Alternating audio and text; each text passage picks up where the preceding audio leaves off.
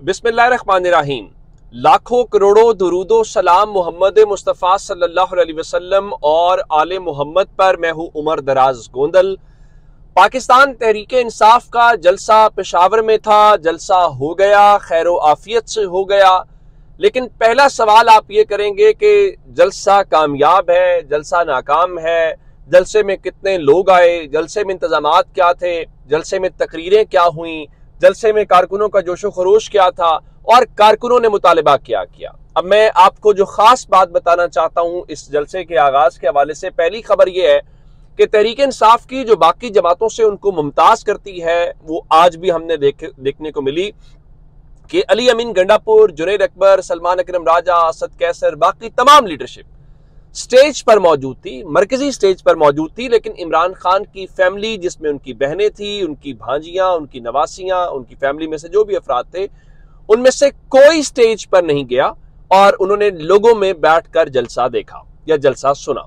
हालांकि जो जुनैद अकबर साहब के अलावा बाकी लीडरशिप को छोड़ भी दें तो जो वहां पे चीफ मिनिस्टर गंडापुर हैं, उनके साहबजादे भी स्टेज पर मौजूद दिखाई दिए। अब एक बात, दूसरी बात, आज जलसे की तकरीर और बाकी चीजों को लेकर मैं एक चीज आपको बताना चाहता हूं कि तहरीक इंसाफ को दो नजरों से आप देखेंगे। एक, हुकूमत का चैप्टर, मैंने ये ट्विटर पे भी लिखा कि तहरीक इंसाफ के दो चैप्टर्स हैं। एक वो जो हुकूमत में है, कोई वजीर है, कोई मुशीर है, किसी भी पोजीशन के अंदर है। दूसरा जो हुकूमत के अंदर नहीं है, जो तहरीक इंसाफ बतौर जमात है। तो हमें आज वाज़े अंदाज में उन तकरीरों से या उन चीजों से वो बात महसूस हुई। और आज मगरिब की अजान के बाद जो है जलसे का दूसरा मरहला शुरू हुआ। और उमूमन ये होता है, चूंकि अली अमीन गंडापुर ने कहा हुआ था कि वो इस जलसे के मेजबान हैं, तो वो उमूमन मेजबान सबसे आखिर में तकरीर करता है।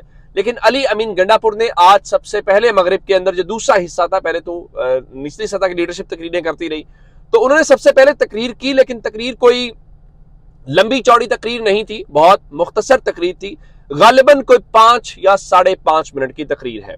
अच्छा, इस दौरान एक बात ये जरूर हुई कि वहां पे जो मुख्तलिफ जर्नलिस्ट थे, जो रिपोर्टर थे, उन्होंने ये बताया कि उनकी तकरीर के दौरान वहां पे एक रद्देमल आया है और कारकुनान उस दौरान जो बोतलें शोतलें हैं वो भी फेंकते रहे और नारे शारे लगाते रहे। और वहां पे जो फहीम साहब जर्नलिस्ट हैं, उनका बताना यह था कि अली अमीन गंडापुर ने शायद इसीलिए अपनी तकरीर जो है वो मुख्तसर की, या कारकुनों ने जरा उनकी तकरीर उनको नहीं करने दी। उसकी वजह क्या है? उसकी वजह तवक्कुआत है अली अमीन गंडापुर से। और एक बात और कि अली अमीन गंडापुर ने आज कोई नए लाहे अमल का ऐलान नहीं किया। उन्होंने लाहौर में कहा था कि 90 दिन है, उसके बाद इमरान खान रिहा ना हुए तो यहाँ हम नहीं हैं या ये नहीं है या हम सियासत छोड़ देंगे। तो उन्होंने तकरीर जरूर की और उन्होंने लोगों से कहा कि आप सब लोग पैगाम दें कि इमरान खान की रिहाई तक, इमरान खान की जीत तक आप इमरान खान का साथ देंगे। और उसके अलावा उन्होंने ऑपरेशन के हवाले से बात की और कहा कि खैबर पख्तूनख्वा हुकूमत किसी ऑपरेशन के हक में नहीं है। और ये सारी बातें उन्होंने अपने तौर पे की और बड़ी मुख्तसर। और फिर उन्होंने जो है इमरान खान जो लफ्ज़ जुमला इस्तेमाल करते हैं, आसिम लॉ, वो उन्होंने लफ्ज़ इस्तेमाल किया और आसिम मुनीर साहब कहा और कहा कि आप इसकी वजाहत करें, खान साहब जो कहते हैं। तो इस तरह से उनकी जो तकरीर है वो अपने इख्तिताम को पहुंची।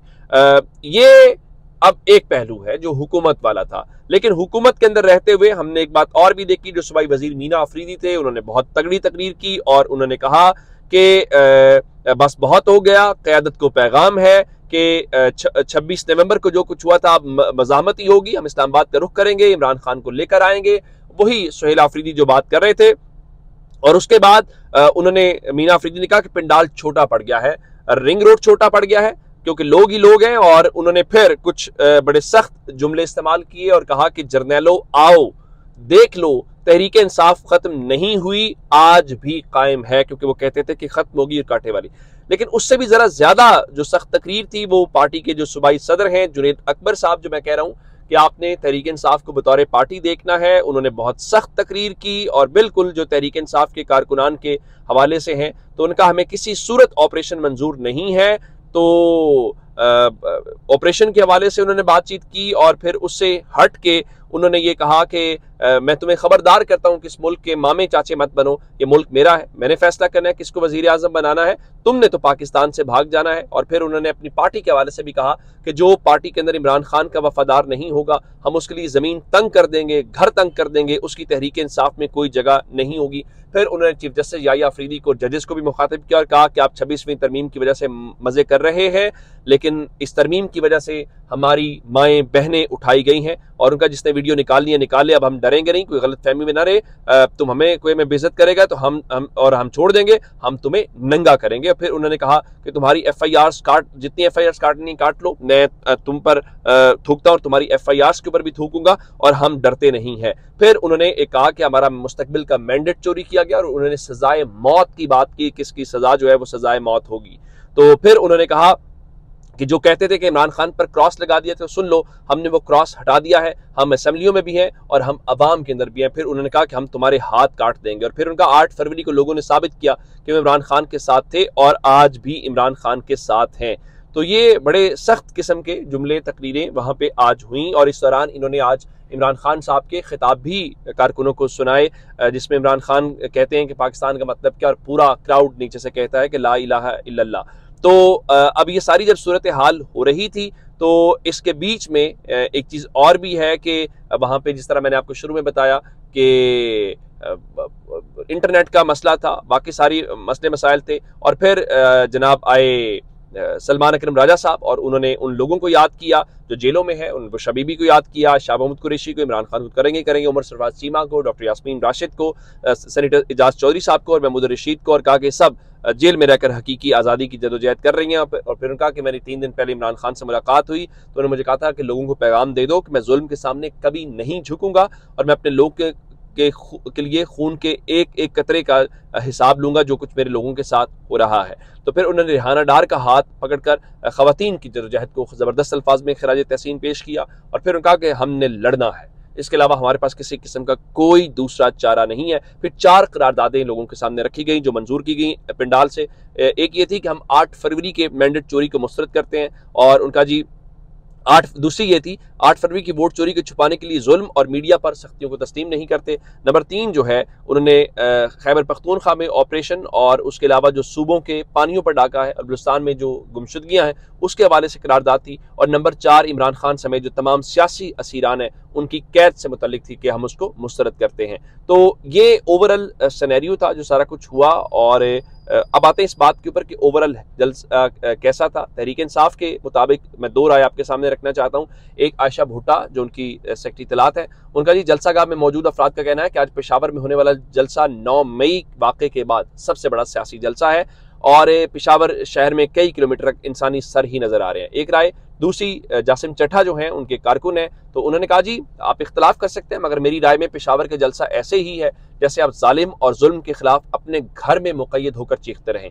पावर शो अच्छी बात है मगर उसका असर इस्लामाबाद या लाहौर में हो सकता है, पेशावर में नहीं। उनका कहना यह है कि ठीक है जलसा अच्छा है, इसमें कोई शक नहीं है, लेकिन ये उस वक्त होगा जब आप लाहौर में करेंगे या अपनी गवर्नमेंट से निकल कर करेंगे।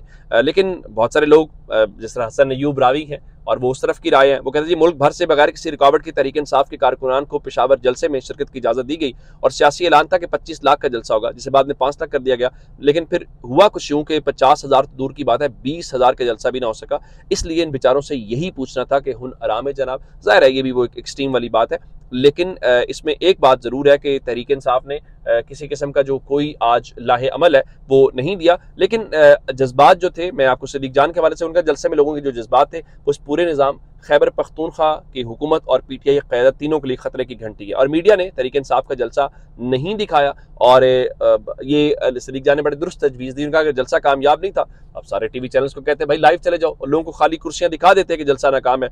इस हवाले से परवेज संधेला जो नून लीग के कारकुन है, उन्होंने कमिश्नर जो है पेशावर के रियाज महसूद उनकी तस्वीर लगाई और कहा कि ये है वो अजीम सरकारी अफसर जिसने पेशावर जलसे को नाकाम बनाकर मुल्क दुश्मनों के दांत खट्टे कर दिए हैं। कमिश्नर पेशावर रियाज महसूद ने खुद को एक फर्शनास मुहिब्बुल वतन कमिश्नर साबित किया और यूथियों को नाकाम बना दिया। शुक्रिया सर, आप मुहिब्बे वतन है। रियाज महसूद तुझे सलाम। पहला सवाल ये है कि कमिश्नर पेशावर ने तहरीक इंसाफ का जलसा कैसे नाकाम बनाया या ऐसा क्या किया जिसकी बुनियाद पर नून लीग उनका शुक्रिया अदा कर रही है। ये तफसीलात है। अपना बहुत सारा ख्याल रखिएगा। खुदा हाफिज।